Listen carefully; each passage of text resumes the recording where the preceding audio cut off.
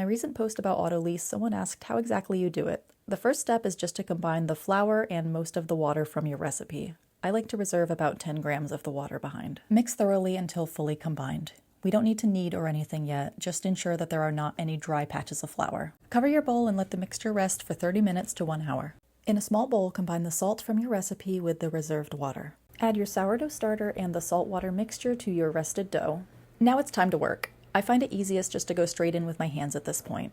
I've found it helpful to use a combination of dimpling and squeezing in these early stages. In the beginning, you'll notice everything feels very slimy from your sourdough starter. The more you work it in, the more like a regular dough everything is going to start to feel. I normally like to spend 5 to 8 minutes kneading my dough, especially when I'm doing a higher hydration recipe like this one. Whenever you're satisfied with how your dough is feeling, go ahead and cover it and let it rest for about 30 minutes.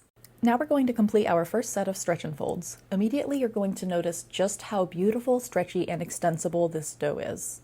Letting the flour fully hydrate during the autolyse gives the proteins a head start on gluten formation, so by this stage your dough is naturally smoother, stretchier, and much easier to work with. You should always allow your dough about a half hour to relax in between sets of stretch and folds or coil folds. I've completed 2 rounds of stretch and folds 30 minutes apart, and I'm going to be switching to a coil fold for my last set. At this point, your dough is starting to feel strong and aerated. We're going to support the dough from underneath instead of just stretching it out over the top to protect the structure and all the gas we've built up.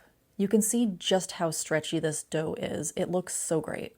And that's how you do an autolyse with your dough. At this point, you'll go ahead and proceed with your bulk fermentation, shaping, and baking as usual. If you try this method out, please let me know in the comments.